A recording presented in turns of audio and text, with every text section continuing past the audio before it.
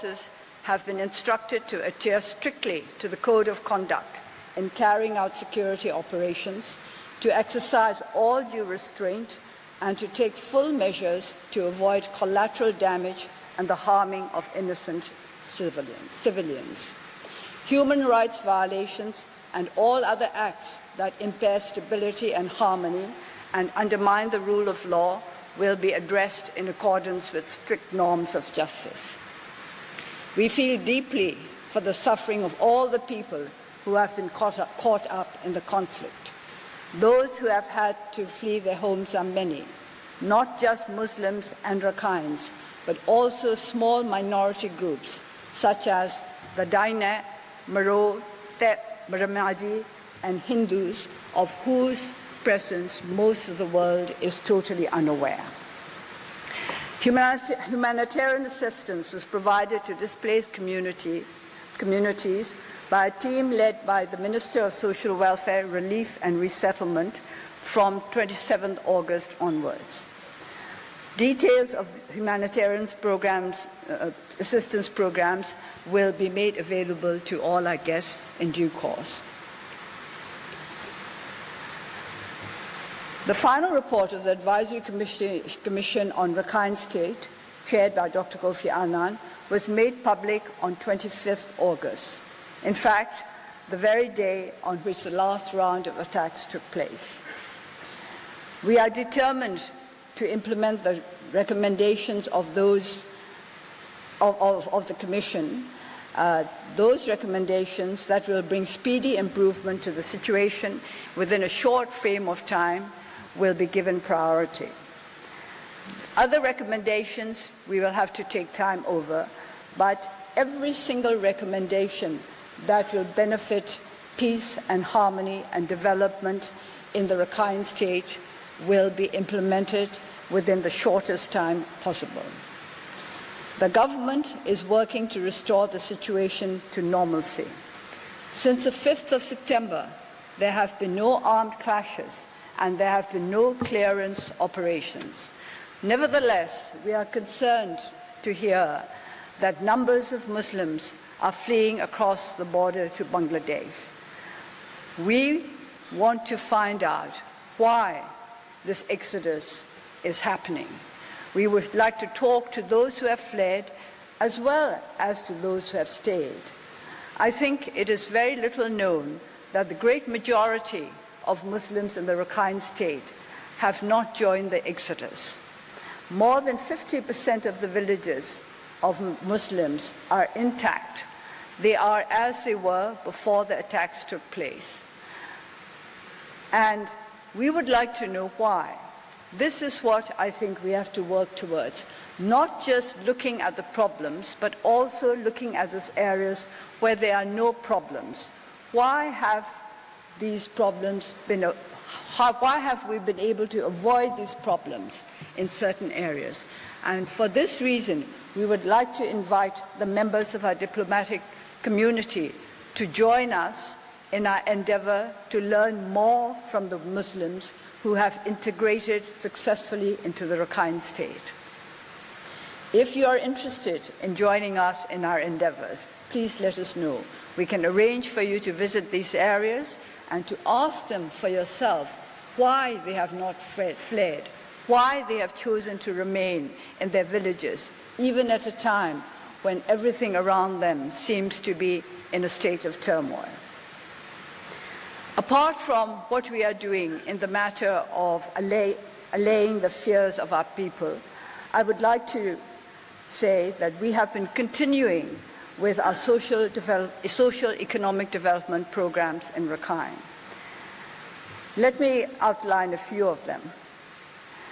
The Rakhine State Socio-Economic Development Plan 2017 to 2021 has been drafted to boost regional development in various sectors.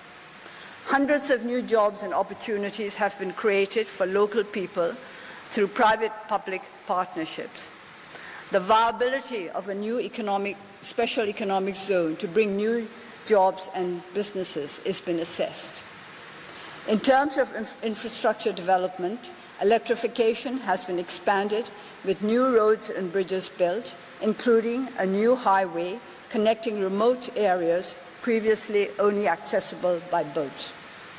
All people living in the Rakhine State have access to education and healthcare services without discrimination. Healthcare services are being provided throughout the state, including hard-to-reach areas with new mobile clinics. The government has upgraded 300 schools in Rakhine. The vocational and technical training programs have begun. Muslim students also have access to higher education without any discrimination. Humanitarian aid reached all communities in 95% of the affected areas before the recent attacks on August 25th. We are now starting another round of humanitarian aid endeavor, which we hope will take care of all the peoples in the region. With regard to IDPs, 3 camps have been closed and the necessary assistance provided, including the building of new houses. There is more to do in that area. We are aware of the challenges and we are facing them. With regard to citizenship, a strategy with specific timeline has been developed to move forward the national verification process. But this is a process which needs cooperation from all communities. In some Muslim communities, their leaders have decided that they are not to join in the verification process. We would appreciate it if all friends could persuade them to join in the process because they have nothing to lose by it. We are also trying to promote intercommunal religious harmony by engaging interfaith groups. A new curriculum is to be introduced in schools with a focus on moral, civic ideas and peace and stability. A new FM radio channel has been set up to provide information on, among others, healthcare, national verification process, and education to all communities. It broadcasts in Rakhine, Bengali, and Myanmar languages. The training and capacity building for police and security forces are being provided in cooperation with the UN and the United Nations agencies. Since December 2016, local and foreign media groups have been given access to areas previously off limits in Rakhine. Even after the outbreaks on the 25th August, we arranged for several media groups to visit the afflicted areas. The government is working hard to enhance existing relations with Bangladesh. The Minister of State for Foreign Affairs and the National Security Advisor visited Bangladesh in January and July of this year. We were also hoping for a visit from the Home Minister of Bangladesh, but it had to be postponed for reasons I think, other commitments on the part of the Minister. But we will welcome him at any time that he is able to come, and we hope to take forward the arrangements with regard to the security of the border, which we are trying to implement together.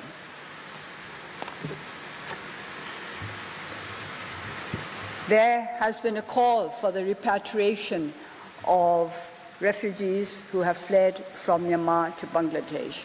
We are prepared to start the verification process at any time.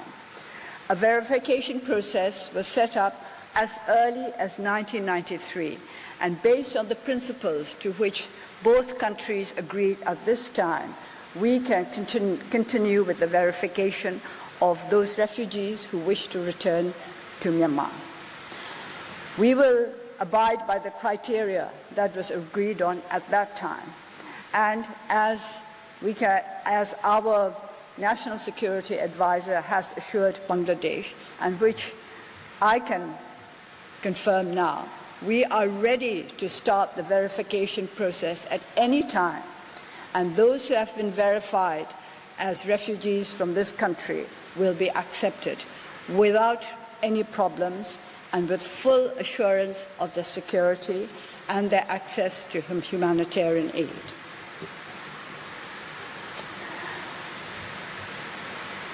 I understand that many of our friends throughout the world are concerned by reports of villages being burned and of hordes of refugees fleeing. As I said earlier, there have been no conflicts since the 5th of September and no clearance operations. We too are concerned. We want to find out what the real problems are. There have been allegations and counter-allegations, and we have to listen to all of them. And we have to make sure that these allegations are based on solid evidence before we take action. Action will be taken against all peoples, regardless of their religion, race, or political position, who go against the laws of the land and who violate human rights as accepted by our international community. We have never been soft on human rights in this country. Our government has emerged as a body committed to the defense of human rights, not of any particular community's rights, but of the rights of all human beings within the borders of our country.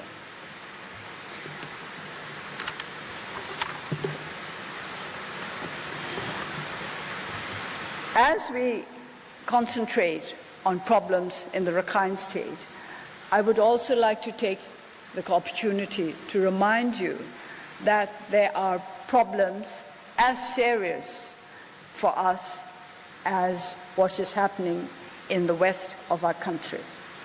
We have been trying to build peace out of internal strife, a peace that must be lasting and that must be accompanied by sustainable and equitable development. We would like to invite you to take part in this peace process, to join us in finding lasting solutions to the problems that have plagued our country for years. The peace process that we started last year in August is continuing, and we are having many difficulties. I am not surprised by this, because it is the way of peace processes anywhere in the world, that they come across difficulties, and sometimes the processes stall, sometimes they come to a dead halt, and sometimes it seems as though everything were falling apart, and yet in the end we all gather together and move forward, because all of us basically want peace rather than war. We want harmony rather than conflict, and this is the aspiration shared by all our peoples: peace, stability, harmony, and progress. It is not a large agenda, but it is a difficult one. And as we go forward in our efforts to redress the ills of this nation, I would like to ask our friends who understand and sympathize with both our aspirations and our problems to join us. We would like to join us in a positive, constructive way to find new paths towards peace and stability, towards harmony. We would like you to think of our country as a whole, not just as little afflicted areas. It is as a whole only that we can make progress. I would like to use the analogy of a healthy human being. A healthy human being has to be healthy all over. You cannot neglect his general health just to concentrate on one particular ill. I use this analogy because our sector is one which has made the greatest progress since we came into the administration last year. By concentrating on public health, we have found that other health problems can also be better addressed. For example, within 1 year, deaths from HIV were halved, not because we were concentrating just on HIV/AIDS, but because we were concentrating on public health as a whole, the health of all our people and all our communities. This is how I would like you to look at our country. We are a young and fragile democracy facing many problems, but we have to cope with them all at the same time in the way that we have to cope with all our health problems at the same time. We cannot just concentrate on a few. I would like you to join us in finding new ways, new answers, more constructive, more positive, more innovative, and possibly more daring. If we cannot resolve our problems quickly, it does not mean that we are never going to be able to resolve them. It just means that the suffering of our peoples is extended. We would like to bring an end to the sufferings of our peoples as quickly as possible. We would like to make our country a nation within whose borders everybody can live in security and in prosperity. This is a large order. This is a big ambition, but it is not one impossible to fulfill.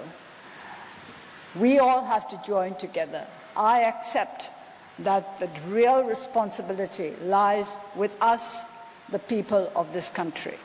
All the people of Myanmar, from the government to each and every single individual within this country, has a responsibility for the development and the progress of this country. But we would like our friends to join us in our great endeavor. This is certainly a big endeavor, an ambitious endeavor, a determination to build out of a country beset by many problems, a state that is healthy, that is strong, that can look forward to a secure future. It is sad that in meeting our diplomatic community, I am obliged to focus just on a very few of our problems when there are so many which I think we could resolve together. That is why I'm opening the door to all of you who wish to join us in our endeavors.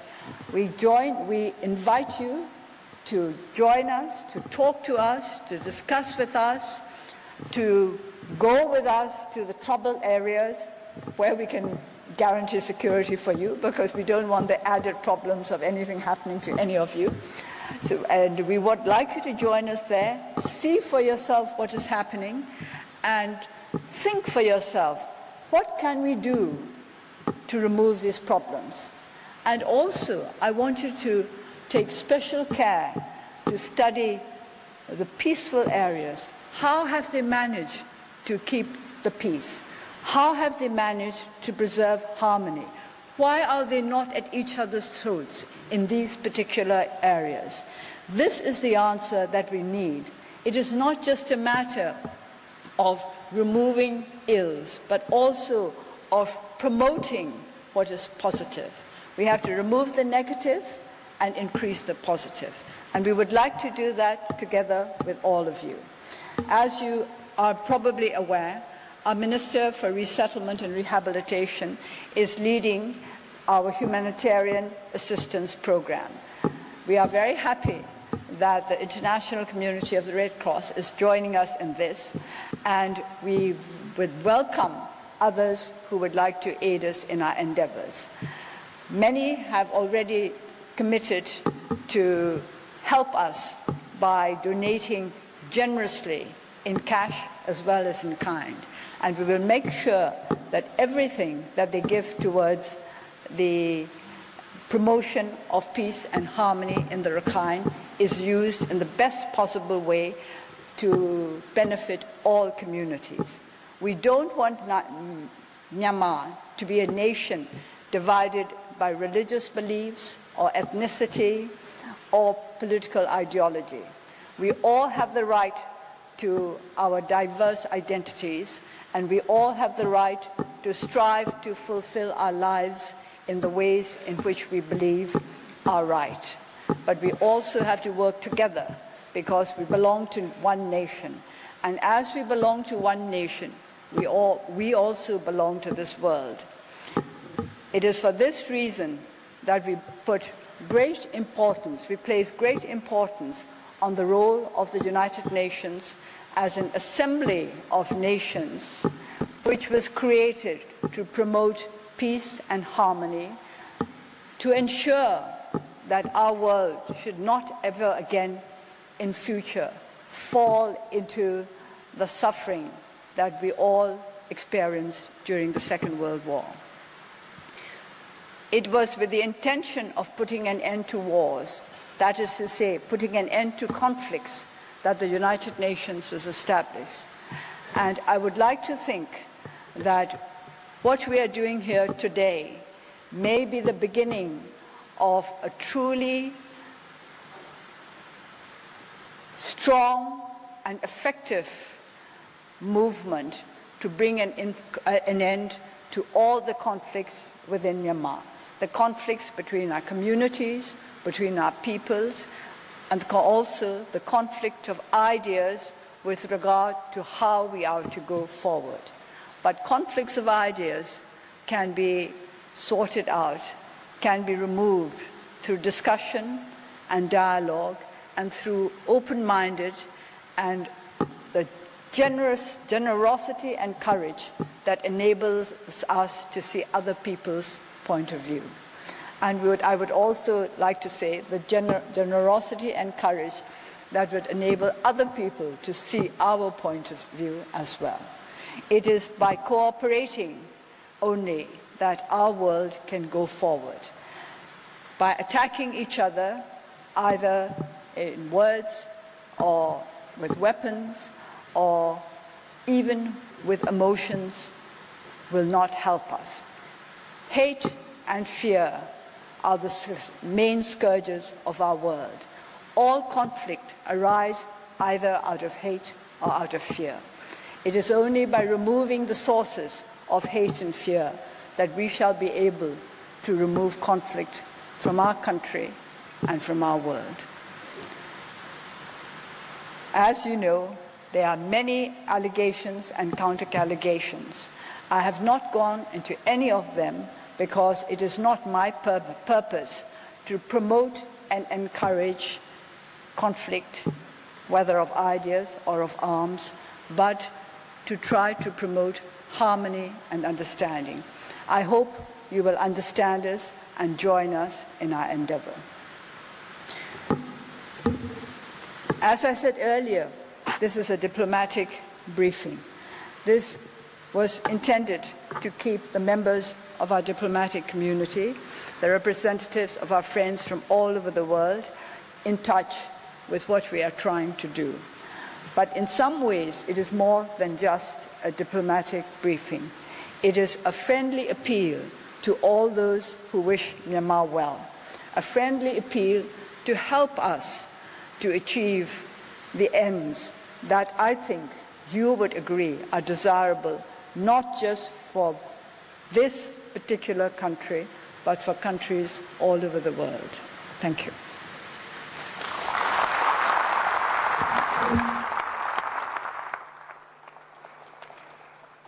Thank you, Excellency. Before we conclude, may I announce that all